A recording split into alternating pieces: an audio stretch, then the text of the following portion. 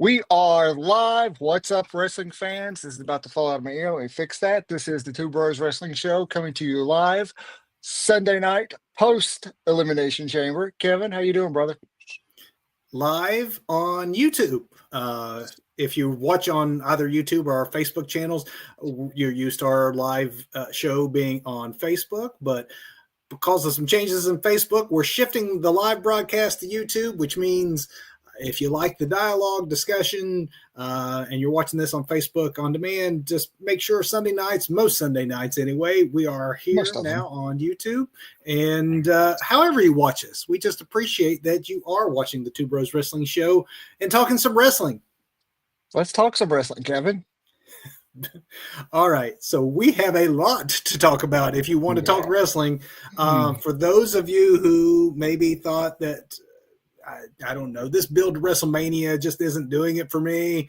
Last night, WWE pretty much said, hold my beer. Indeed.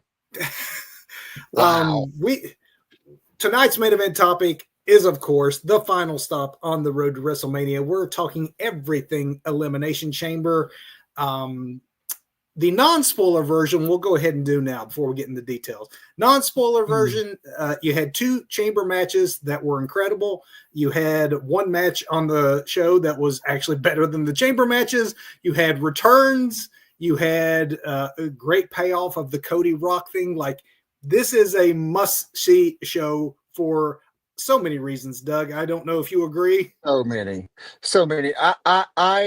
My hot take is, I think WWE may have just done a perfect PLE. From top to bottom. There's my hot take on it. We do not give perfect ratings very often, but this is as close. I mean, this is, if you ever doubted you were on the road to WrestleMania, you have no doubts after last night's show.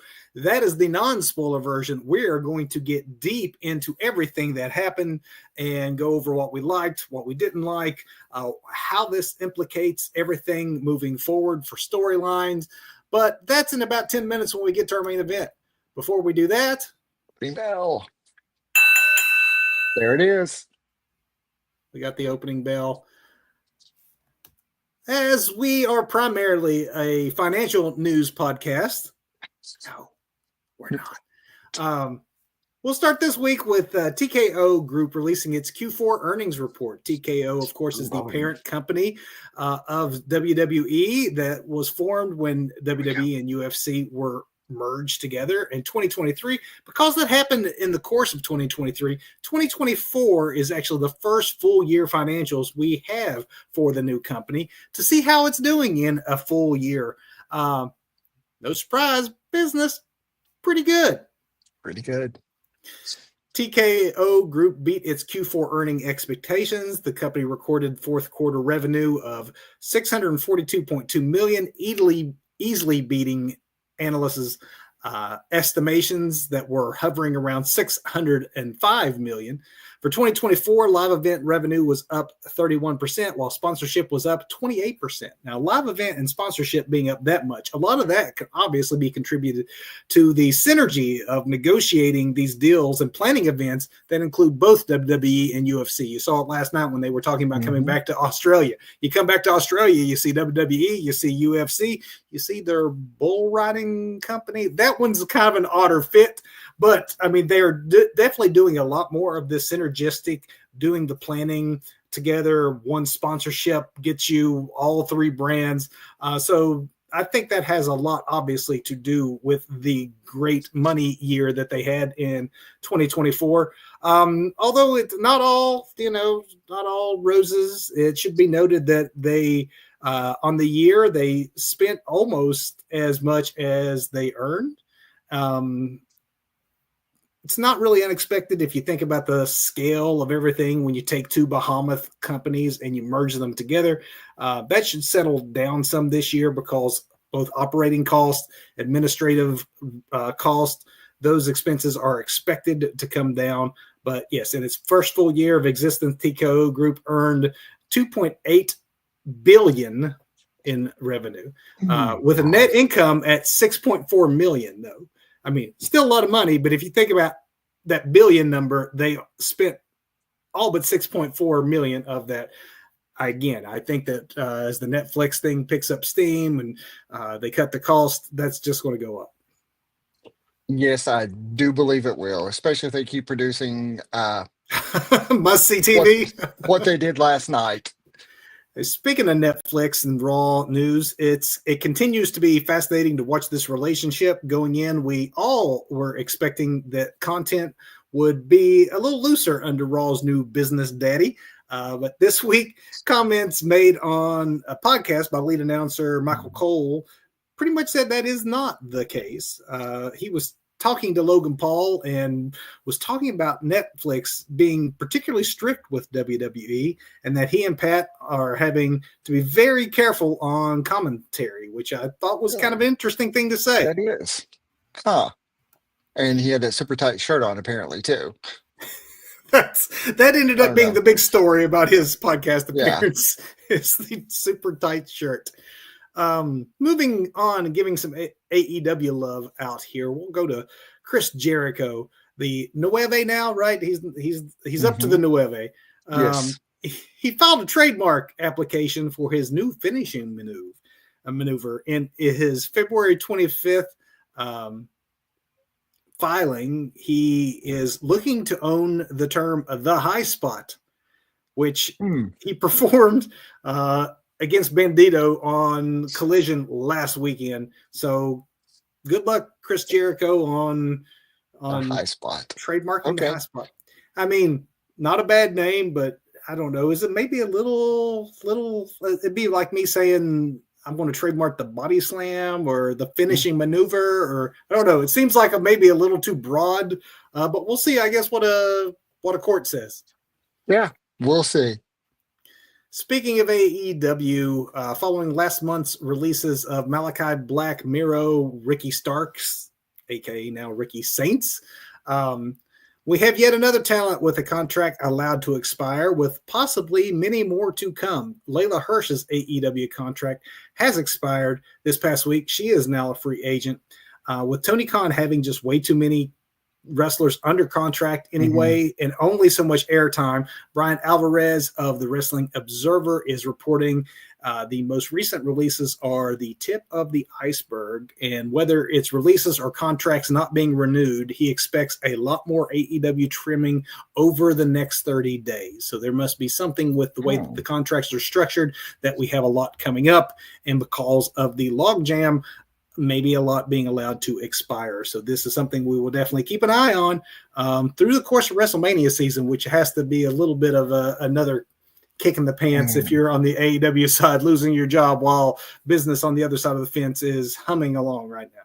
I don't know, but business could be very good for some of those talents being released right around WrestleMania season, especially if their contracts are expiring, since they have no compete clauses built into them. They can just, go ahead and slide on out of AEW, do a and Ricky then land, thing. and then debut on the Raw after WrestleMania. The timing would not be bad for that. Or even in NXT, like Ricky did. I mean, that was a perfect landing spot for him. He is right in the mix already in week 2.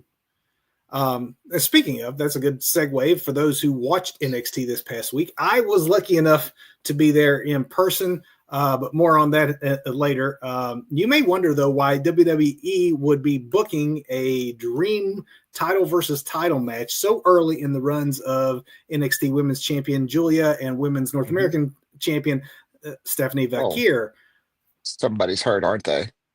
Yes, apparently that is the case. The match that is happening in 2 weeks, title versus title, is happening because Julia apparently is working through a hand injury following reporting that is called the situation, though not very serious, but that she is banged up and might need some time. No word on how much time. Obviously, that reporting pretty well gives away the way that this is likely going to be booked, which is unfortunate because she did just get that title and is so over, but so is Stephanie as well. But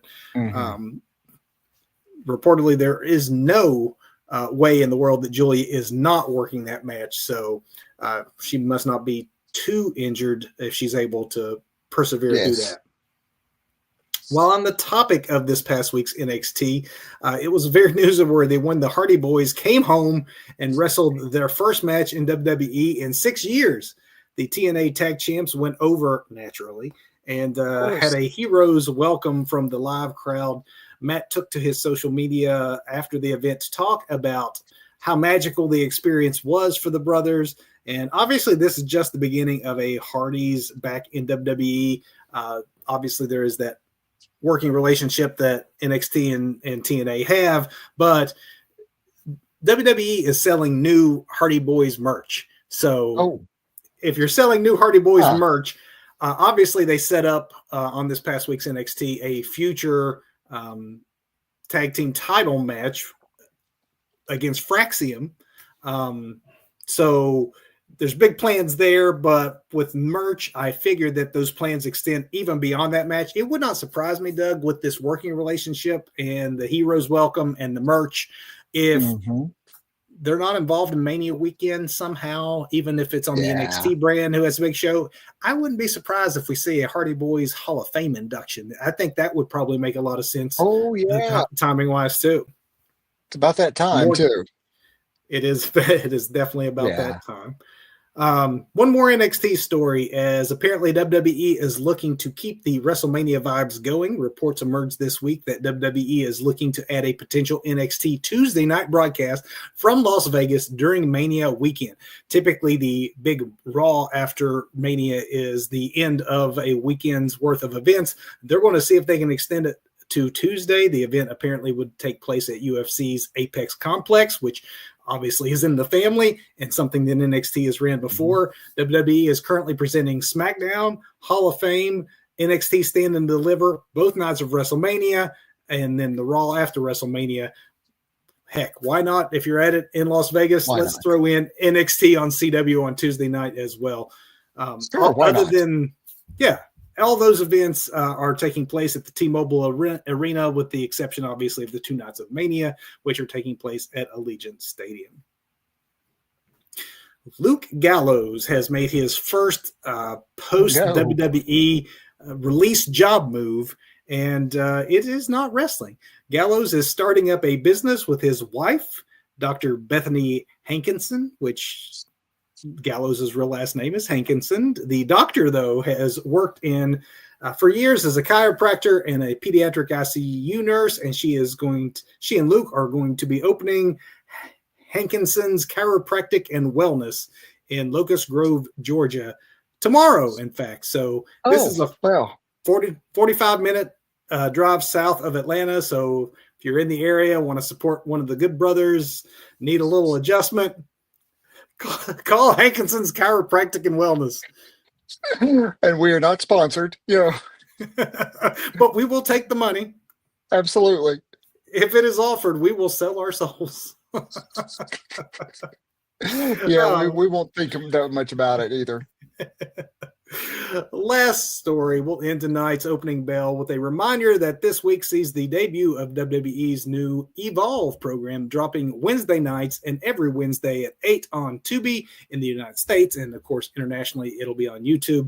We got word this week on how the new show's announce team is going to look, and it's kind of an interesting combo in that it'll be Peter Rosenberg, who I'm presuming is on play-by-play, and Robert Stone. So Rosenberg has been a long time WWE adjacent podcaster, announcer. He's oftentimes on the pre-show as a panelist. He's never done commentary, though. So that will be interesting. I don't doubt, though, with his knowledge of the business, that he will be able to do it.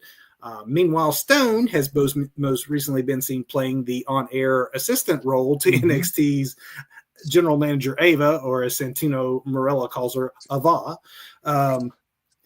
Prior to that, he was a wrestler in TNA for years, known as Robbie E. So let's tune in Wednesday for a variety of reasons. One, to see this new announce team, but two, WWE product is hot right now, and they're dropping a new hour on us opposite AEW's Dynamite. And I am very interested in how this show is going to look. When I was in person at NXT, spent a lot of time talking to fellow wrestling fans. Evolve came up a lot. For amongst the hardcore who was a fan of the original brand. And so it will be interesting to see how this plays out. Wednesday. very interested to see what's going on. This WWE, like you said, is so hot right now. So hot. And speaking of that, So hot right my now. goodness. Main event time. Doug, earlier you called it a near perfect pay-per-view. I mean, there is one match that is quite obviously the match that stands out as the least of those. And even that was not without its merits. It was entertaining. There was nothing on this show that I could say did not entertain me, exceed my expectations, shock me, entertain me. Shock and awe. 21 years in the making, I do believe. Shock and all. Let's start beginning to end, Doug. Let's get do to it. it. What do you say? Let's do I it. guess maybe if there was any negative, first we have to acknowledge the poor lady who had to open by singing the Star Spangled Banner and "Oh Canada" was booed by the Canadian crowd during the U.S. national anthem. We're not a political show. We're not getting into the politics of this, but we do have to say this was not a "We Love Bret Hart" 1990s kind of booing. This is something that's been happening across all sporting events and across not just Canada, but the world, where the U.S. national anthem is getting booed. It just hits a little different when it's with WWE, because we all know that the head of creative and the founder of this company have ties to the administration through, Triple H's mother-in-law. So the administration that is the cause of the booing, it is weird times. Let's just say that. Isn't our current president actually in the Hall of Fame? He is. Yes, he is in a the WWE Hall of Famer. Yeah, there's that. So I'm sure that played into the boos of some of the Canadians for sure. But anyway, I said a near perfect PLE. Well, at least she got to do "Oh Canada" second, and then won the home country crowd back for herself. Get to reel them back in. Yeah, I felt sorry for her. I guess at least she got to do both. It would have been worse if they had one performer for one and one performer for the other anthem, and then one gets booed. But we open with the women's Elimination Chamber match. We have Liv Morgan, Alexa Bliss, Bianca Belair, Bayley, Naomi, and Roxanne Perez were the participants in this one. Doug, we start with Liv and Naomi. This did not happen, though, until 18. I looked them up. By the time you get that many intros to get folks out there, 18 minutes after the top of the hour, we get in-ring action. And even though Liv and Naomi were the first two in the ring, the in-ring action was not between Liv and Naomi. No, it was not. And it's good to see Jade back. It's very good to see Jade back. And I really love a lot of the attention to detail in this match, because you have both Naomi and Bianca Belair in this like white good guy kind of, the good guys wear white. But then when Jade comes out, she's in black. I still say she would make an excellent X-Man Storm. But, and they obviously get that too, because they often refer to her as the Storm. But her coming out, going straight for Liv at first, Liv totally selling the no, it wasn't me, and Jade barely acknowledging her, and then just cutting over to Naomi. And then as Jade's coming out to the ring, don't know if you noticed this, but Naomi looks over her shoulder and is looking back at Bianca like, oh no. Love that attention to detail. And Jade then just murdered Naomi. Destroyed. Yes. Which is how it should happen, right? If this is to happen, absolutely. This is how you do it. And this also was the opening gunshot to show that this show was going to be hot from the start. They did not wait around to get into the big angle. They did not wait around for the returns or the shocking twist or the storyline resets for WrestleMania. We got it right off the bat, and the crowd just immediately hooked, because Jade, she doesn't say anything. She doesn't have to. She says nothing afterwards, but we are obviously left to presume that at least Jade thinks that it was Naomi who was the one that took her out several months back to injury. Meanwhile, Bianca is watching helpless in a pod, which was also great. Probably the reason they did it right at the start before, other people got involved. Naomi cannot continue and therefore is out of the match before it even starts. We will circle around to the end, to where this may be going when we get to the end of the match. What do you say? Yeah, sounds good. Sounds good. So kudos, I think, goes to Roxanne Perez. We obviously, you and I neither one thought she was going to be a viable winner, but she did what we did expect her to do, and that was take the opportunity to show out. And with her mix of youthful energy and incredible athletic ability, she definitely showed out. No, definitely. Definitely. She was a all-star in this. It was great. Her performance was great. I mean, I have very few bad things to say about these matches. Well, there's one, but yeah, I mean, everyone in this match, some had more shine opportunities than other, but everyone played their role. Little Miss Bliss was the last one into the chamber, so we have everyone in there. Bayley didn't necessarily have a ton of moments, but she did take a very brutal power bomb onto the chamber floor. And also, I guess it's notable, but Bayley was the first straight-up elimination, if you don't count Naomi's sort of non-start. Right.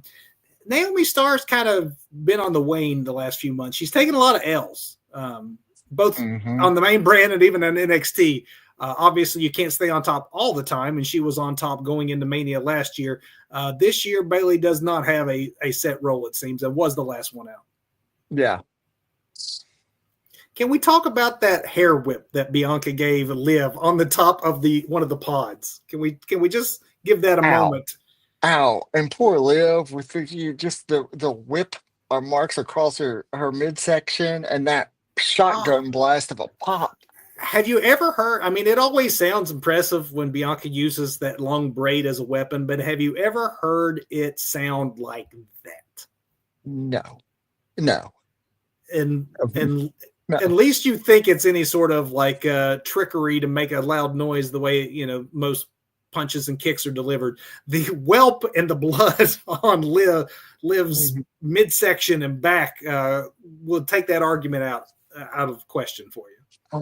It was just so brutal. But and I have to say kudos to like the guys in the truck, cutting the cameras together and the cameraman, because there is this great spot where Liv is throwing Bianca against the cage and then pulling her back, and then the cuts are just make it all look so kinetic. The way there's like two cameras bouncing back and forth, and that just brings you into the action. And the way she was ricocheting her off the cage with the hair and pulling her back to the ropes, that was one of my favorite spots of the match. I loved that. And you're right, the production probably made it seem more kinetic than it was. Yeah, but it looked great. It did look great. So kudos to the production crew too on this entire show. While we're giving kudos, we should probably also deduct a point from ourselves, because we both predicted it would be Little Miss Bliss, and Alexa was there near the end. But her elimination left it down to Liv and Bianca.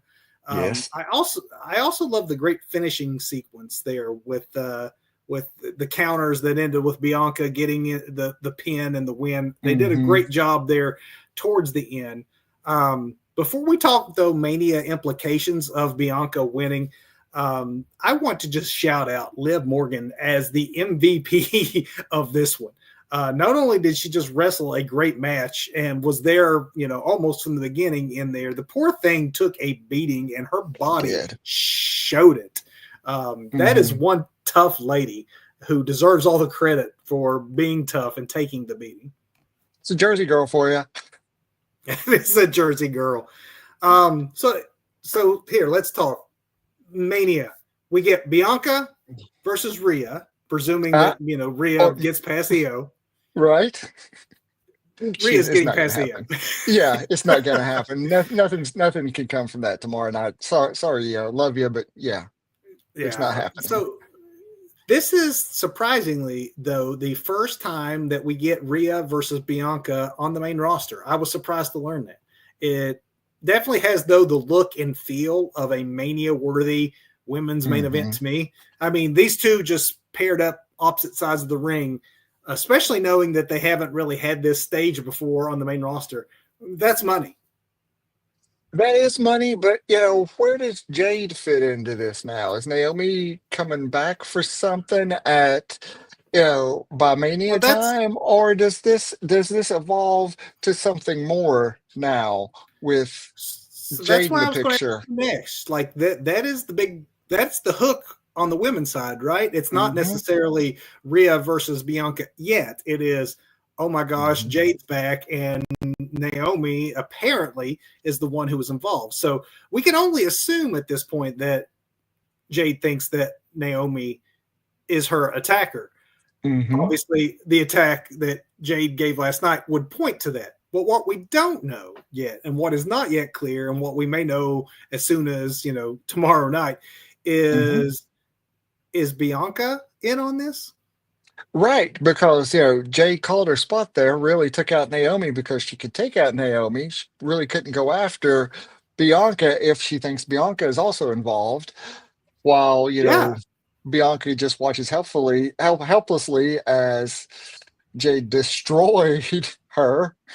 because I mean, no offense to Naomi, who is great, Naomi is not Bianca, Mm-mm. and if you want the star level, like eventually get to Jade versus Bianca, which we've always presumed they are going for at some point, you, this would be one way to start that journey if it turns out that they both colluded to take out Jade to get her out of the Hmm. way to move Naomi into her spot.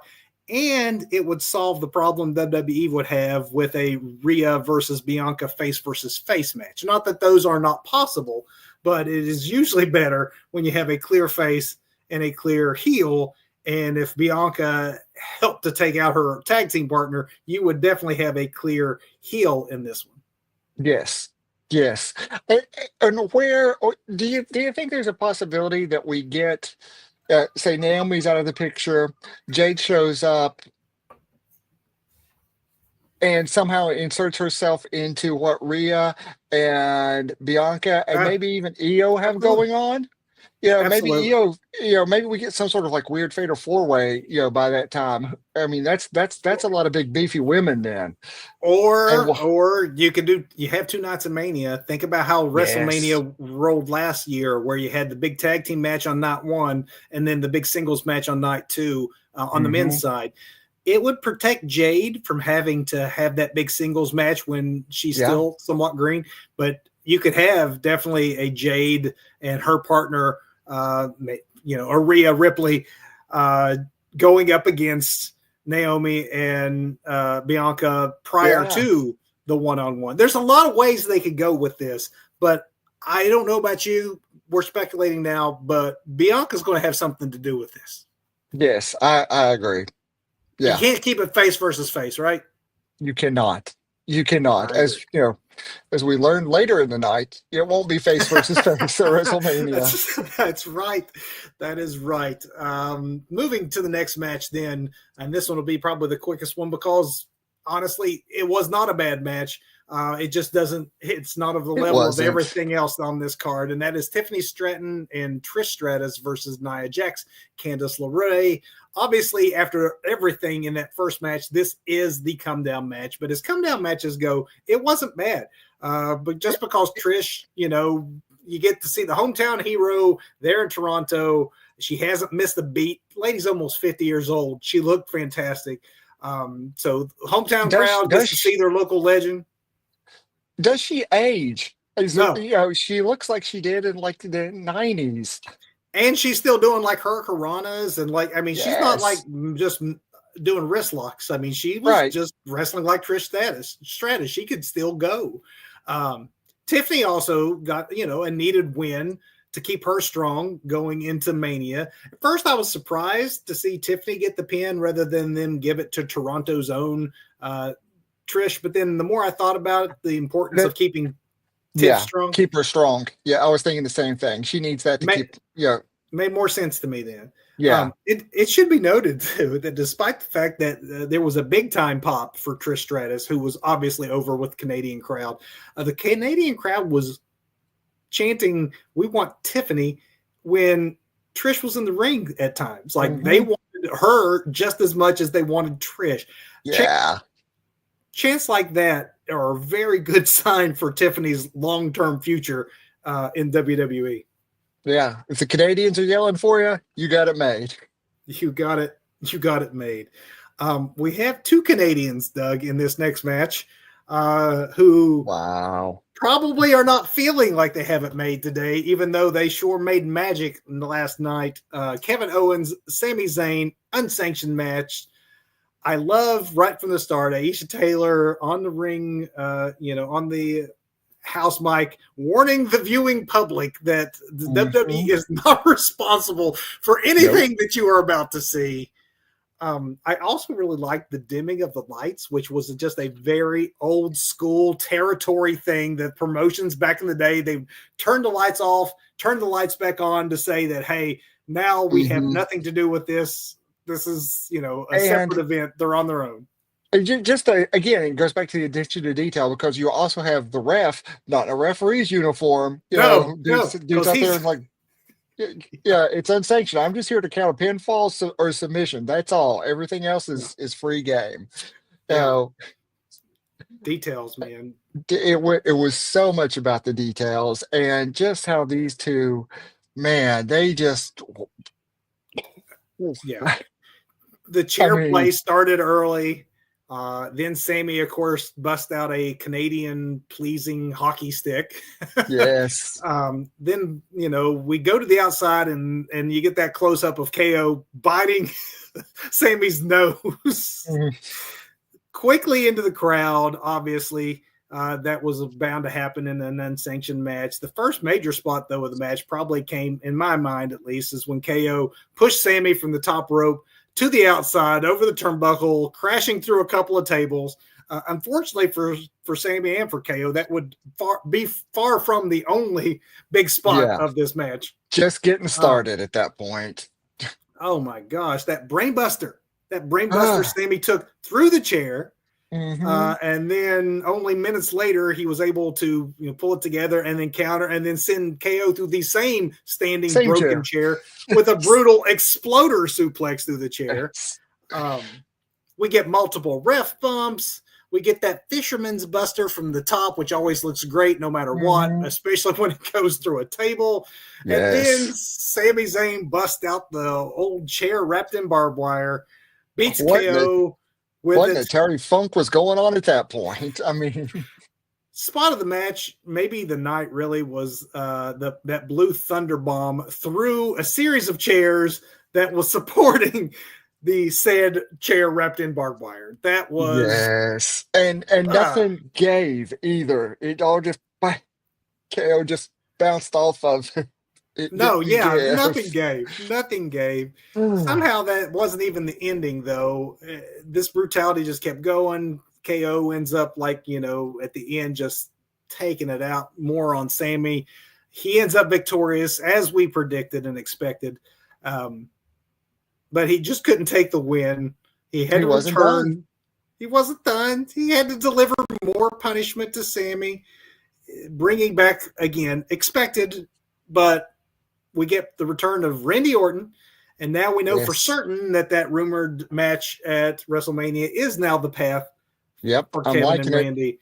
Gosh, though, there's part of me, I have to admit, I almost wish we were getting Sami KO Part 2 because no offense to Randy, it'll still be great, but how can Randy KO top what Sami KO just did last night to each other? I don't know. I really thought that maybe KO was just going to be out of commission, and I love the ending where Randy beats down an already beat down KO, who's totally selling this war he just went through with Sami, but then it looks like Randy's going to take him out with the punt, and for the mark in me really thought this is it. KO's done for. This is KO's WrestleMania. He's done. He's out of the picture too. Yeah. But no, like 1,000 people rush and grab Randy. Where were these people when poor Sami was just being destroyed, or poor Naomi was just being unalived earlier in the night? Oh, and they are only the first of two people who were killed last night, or nearly done Right? so. Oh my goodness. Which does take us to the men's chamber match. And at first, I have to Wow. say, when it starts, I'm like, wait a minute. Do you mean they're going to do that Rock give me your soul nonsense with Cody I last know. instead of the men's I know. chamber? And little did I know, oh, those were more naive Oh times.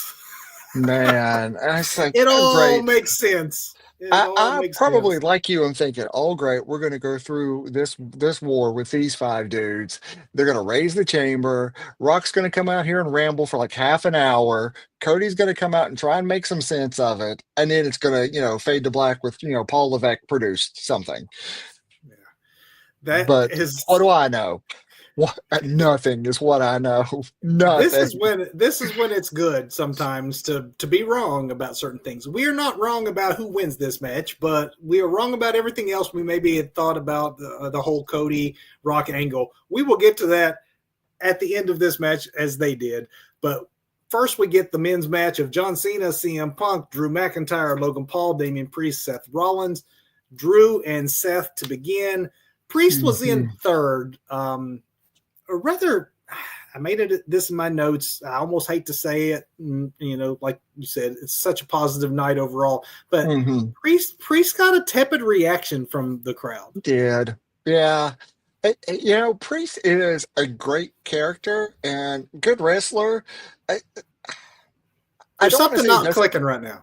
There is something not clicking because I don't want to say he doesn't belong in like a main event picture like that because I believe he totally does. I But there's do. just some there's something that's just not clicking. I mean, he's a former champion at this point, Yeah. so it's just not there clicking. I mean, he and McIntyre have some things coming up. It looks like so.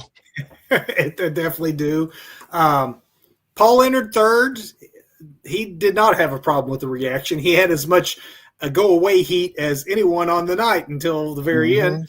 Hmm. We get a Yeah, nice, giving some flowers to Damian Priest, though. I do think he had one of the better spots in this match of anyone else. That top rope Hurricanrana onto the chamber Undertaker floor. never did that.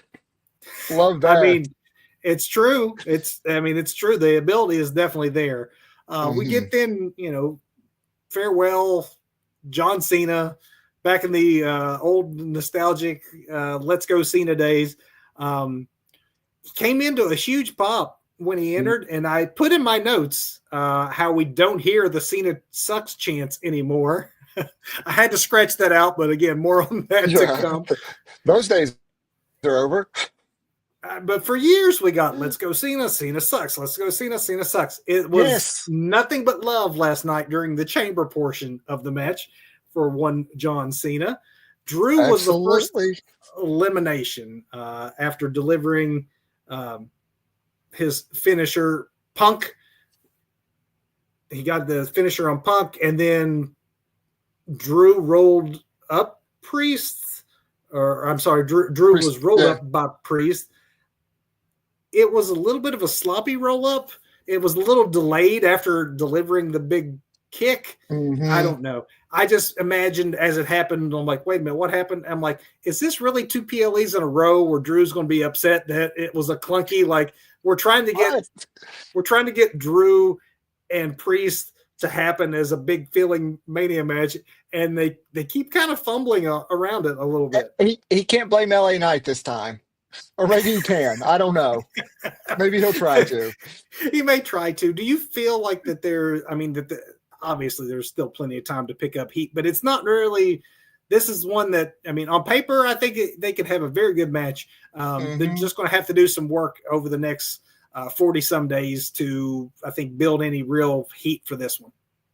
They really are because, like you said, something's just not clicking there with Damian Priest right now. And I With don't. Priest, Yeah, I mean Drew, I think is great. I Drew's think gold. Drew is gold. I mean, that program he had with Punk last year, yeah, Drew's gold. Priest, there's just something that's not clicking, man, and we can't blame LA Knight for it this time. So Let's see where they go from here. They have the time, but it is obvious that two PLEs in a row, not a coincidence. That's where right. we're heading. That's where they are heading. anyways, for WrestleMania. We had Punk was the last one in the chamber. He got a good response, not a Cena level response, but still good. There was some nice Cena Punk moments that turned, they teased the physicality and then played into their past history, which was such a great feud 15 years ago. It and I really was, man. I love that they acknowledged it. I mean, just that was really a beautiful moment in the course of all of this. Go to Sleep takes out Paul. That leaves the three most likely winners that we thought, and that being Punk, Cena, and Rollins. Which, again, paying attention to like the great storytelling and everything, and just the attention to detail. Punk then gets his vengeance for being eliminated from the Rumble by Paul. Yeah. So it's like poetry. It all rhymes. It's like Star Wars. All of a sudden, it's coming back around and it all rhymes. And here was another little beat in that Punk and Cena cooperating to deliver a heart attack on Rollins for all the Heart Foundation fans in Canada. I mean, there was so much fan service in the course of this night. I did like the counter sequence too, where Cena avoided the go to sleep and then turned it into an STFU. We had some believable near falls at the end, including an attitude adjustment spot there on Punk. And then we get to go to sleep into the attitude adjustment that gets Rollins out of the picture, leaving it down to the two main eventers that most of us predicted would be there at the end. I think that's a perfectly fine way for Rollins to go out, though. If you get hit by two main event finishers back to back, you don't lose anything by taking that L. You're losing nothing, and he was eliminated from the Elimination Chamber, but not necessarily out of the picture yet. No, not necessarily out of the picture. The Cena handshake was kind of cool because the Cena handshake led to Punk being heelish and, but they'd already hugged earlier in the match and acknowledged their past and everything. So it was Punk, taking that advantage like old school Punk would have done, 15 years ago. It led to two very near falls with both men hitting finishers. That was awesome. And then Rollins, to Doug's foreshadowing, he had not left the cage. He stomps Punk. Cena now takes advantage by getting the STFU. But again, the attention to detail here, the slight, just ever so slight, but slight hesitancy with Cena. Like, do I do this? Do I take advantage of it? Yes, I do. And then when he's got him locked in, he is saying, "I'm sorry to him. I'm sorry. Yes, I'm sorry." And he passes out, and he's gone.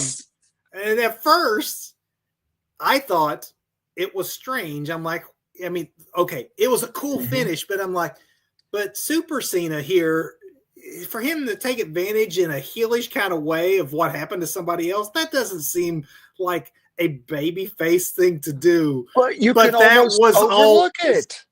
Yes. You can almost overlook it, but because of the whole apologizing. He's even locking him up and like holding his head down and talking to him. I'm so sorry. I'm so scared. I love that. Such a great touch. But they were misdirecting us is what they were doing at that point. Wow, were they ever? That's what it was, man. It was like, wait a minute, that's kind of a heelish way for Cena to win. Well, of course it was. It was foreshadowing. It was grade A storytelling. Yes. Let's in a bubble. Let's talk chamber match quality and outcome. I'll be honest. I thought it was a great match. I might actually give the women's match as being a cut above. I thought they both were great, but the women's match was just spectacular. It was.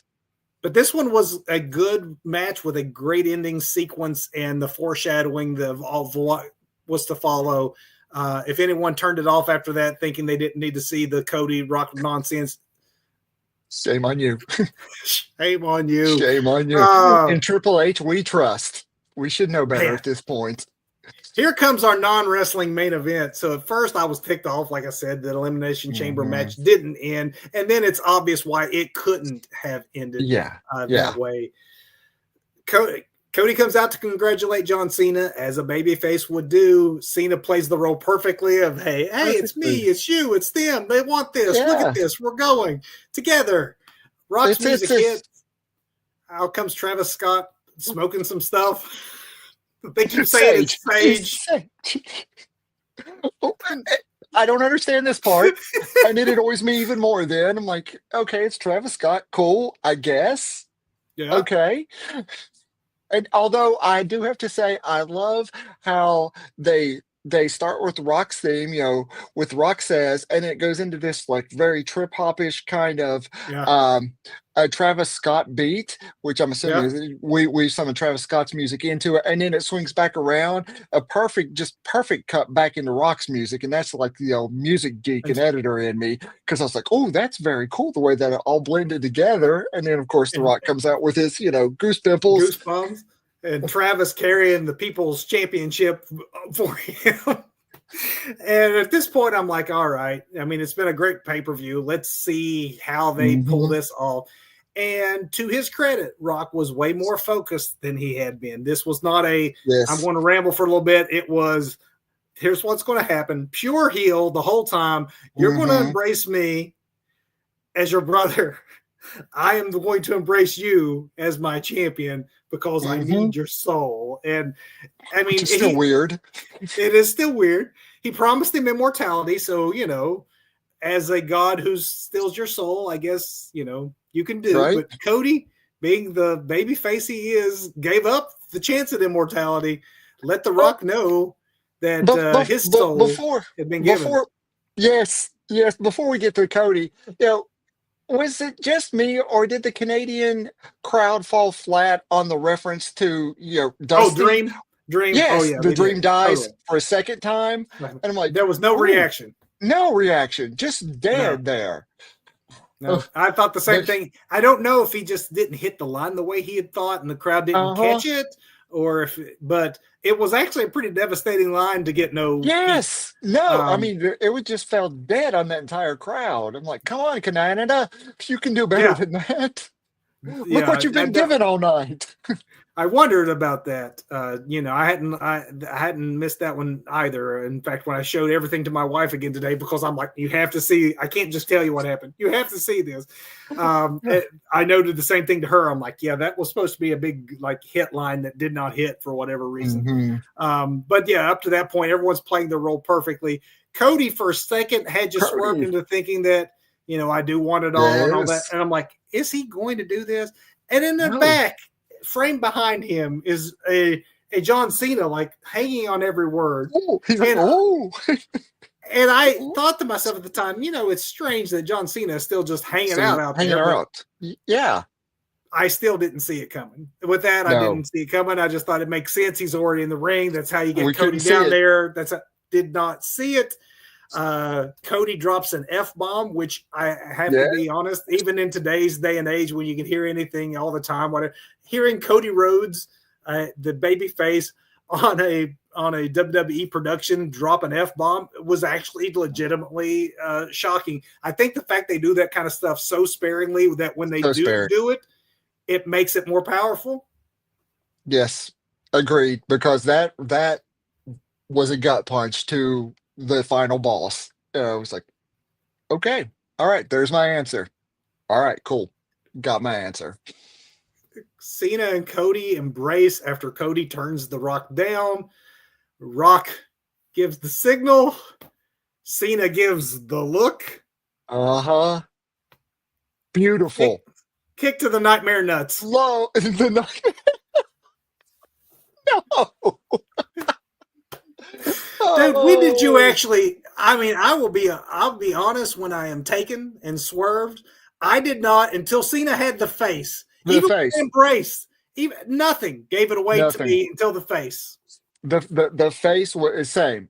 I was like, it's happening. Oh my God. It's happening. It's After happening, man. I saw something today. It's like 7,734 days as a baby face or something crazy like that.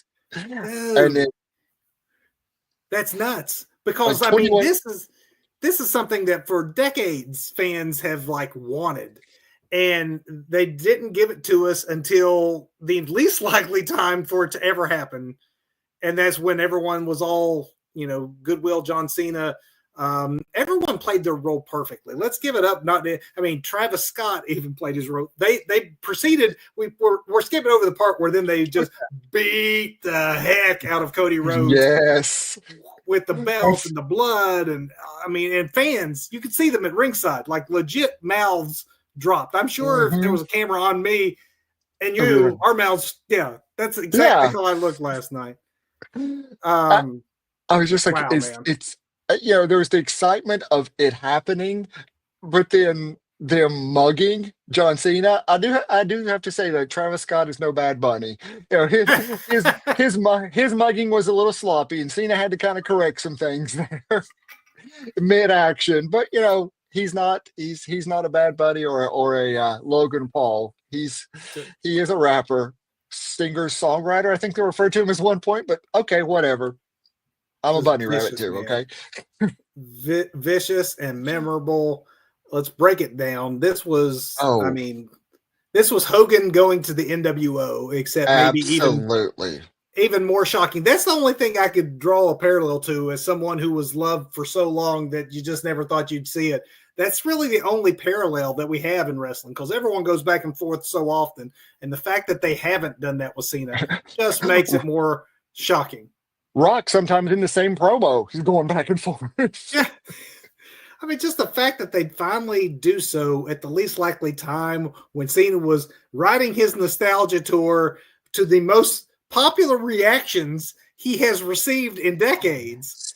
It was truly a shock, and I loved it. Just loved it. Same here. But I think we got some foreshadowing last month when he said, Cena versus Cody is money. Yeah, it's best for business. That's what's going to happen. And this is truly best for business, because this is what everybody, not only in the internet wrestling community, the casual wrestling fans, but this will be on media all week. Oh yeah. All week. This will be like the Hogan, the Hogan leg drop. They will show this years from now, decades from now. Still, that's how changing of a moment this was. It obviously changes. I don't know about you, Doug, but not only does it change the dynamic to me of the Cody Cena match. Obviously, we now have heel versus face instead of legend versus current legend. It just makes me even now question the way I thought it was going to go at WrestleMania, because the outcome now is more in question than what we thought it would be if it was old man Cena the face riding his nostalgia tour out. They can go a lot of different ways they can take this now that they didn't have before they broke glass and finally and brought out the heel Cena. Yes, I did not at all see this coming. Never in a million years would I have thought Cena. I had all these complex thoughts about what was going to happen and how this angle could work itself out, but never in any of my ideations and wacky armchair booking did I think Cena turns heel. It's just not going to happen. Yeah, it's just not a thing. It's so game changing that we, the Two Bros Wrestling Show, are even changing our schedule. We are doing a dedicated show to the whole John Cena paradigm and how this changes not just Mania season, but everything for the rest of this farewell tour year. This changes everything. We're going to do an entire deep dive on it. But for now, that is Elimination Chamber, and what an Elimination Chamber it was. Amazing. Top to bottom. Let's go big finish, Doug. Botch of the week. Botch of the week. Here is a minor complaint I have, because I tie them all together, right? With the pay-per-views or the PLEs when we cover these. So I had to find something about this PLE that this is more of a nitpick than anything, but with the brutality of that unsanctioned match and coming out talking about the ending of the PLE, I understand why it was done, because that needed the color needed to be there on Cody and have a bigger impact. But there should have been some color, man, in that Sammy and KO match, especially when KO went face first into the steel chair wrapped in barbed wire. There should have been color somewhere. But that's my botch, and that's a minor nitpick of what was an amazing show and truly an amazing match. I I honestly am not going to go thematic all on Elimination Chamber, only because I mean, it is hard. You're right. That is It a is, nitpick. yeah. There wasn't anything to really hate about what happened in Elimination Chamber. So I'm going for my botch of the week. I'm going to spread it out. I'm going to give a little to AEW and a little to WWE. First, Sprinkle it around. AEW, it's cool to run your arenas in smaller configurations because I do think it has helped the product since they started doing that. It doesn't look empty. It doesn't sound low energy. Mm-hmm. It's just better, and it fits where they're at right now. However, if you do this, AEW, don't spoil the illusion by having Hangman Page walk back through the curtain so that we can see him walk by hundreds and hundreds of empty seats, just that let us know that you can't sell them. Not great. For WWE, it is a minor one. I was live at NXT, and it was great. I'll get to that in a second. But one of the loudest chants of the night was Ricky Saints making his debut, and there was very loud, very constant Tony fumbled chants. Loud. Whoops. I come home, I watch the broadcast. They're not there. It's live, and you just get Ricky, and I'm like, that's not what they were saying. It was Tony fumbled. How in the world did they do that live in real time? I guess maybe that's sort of a botch / performance of the week to the production team doing that on the fly. But wow, anyway. Interesting performance, Doug. Performance, Cena. So I mean, Cena. Peacemaker had me fooled. I did not see it coming. Whoever made that call in the back, whoever cooked this up. I saw a meme today where Rocky did like the three countdown before that. This has been planned for a while. I do not buy that at all, but interesting nonetheless. Where Cena throws up man. I want to give an honorable mention just to my NXT live experience. It was off the chart. I had not seen the brand in person in 5 years, and from the Ricky Saints debut to that amazing women's match that started to the amazing main event, the Hardy Boys' heroic return, to see Javon Evans in person, who is absolutely the next big thing in this business. He defies gravity in a way that I've not seen anyone do in a while. It was hot, sold out crowd. It's your WWE quality talent that are young and hungry, your WWE quality production in an indie wrestling environment, like small little club kind of atmosphere. It is like the best of both worlds. I highly recommend, if anyone has a chance to ever go see NXT live, do it and see the big stars of tomorrow today. That's awesome. But then, without a doubt, I mean, the actual performance of the week, you nailed it. How can it be anybody but, right? John Cena. I mean, what a twist, what gasoline for Mania, what a performance from all involved, especially Farewell John. What a way to go out, man. If this is your farewell tour, what a way to go out. I already wonder if by the end of December, if we see redemption. This whole arc of villain back to hero and like this redemption arc for Cena before he goes out. I mean, Hogan wanted to go out of face, so I mean, but he had more time. I mean, 10 months left. But there's a lot of stories you can tell in 10 months, and absolutely, and really, I guess Peacemaker showed us he's a pretty good actor. Yeah, he is, man. And yeah, absolutely. Match of the week, Doug. Kevin and Sammy. Absolutely, Kevin and Sammy. And I love the fact that Cole mentions that, years ago, El Generico and a kid named Kevin Steen. Kevin Steen. I'm like, yes, you could not say those things a year ago. This is great. But, I mean, those dudes have such great chemistry. They're just so great together, whether they're a team or they're bitter rivals, and they just left it all out there in the Canadian wilds of like the dome of like whatever it was where they were. It's my match of the week too. I mean, on a I night mean, that was all about the chambers, returns, surprises, the actual match of the night was two guys who we've seen do this for 25 years against each other, and yet they managed to be memorable again. This again, was as violent a match as WWE has produced in a long time, and it was just amazing to watch their magic when they touch. And it's just unreal to have that kind of chemistry. Probably the only two guys that WWE would trust to do that level of violent match yes, at this point in the business. But they yes, did not disappoint, man. It's hard to steal a show for match quality when you had everything else that was surrounding it, but they managed. yeah, without a doubt.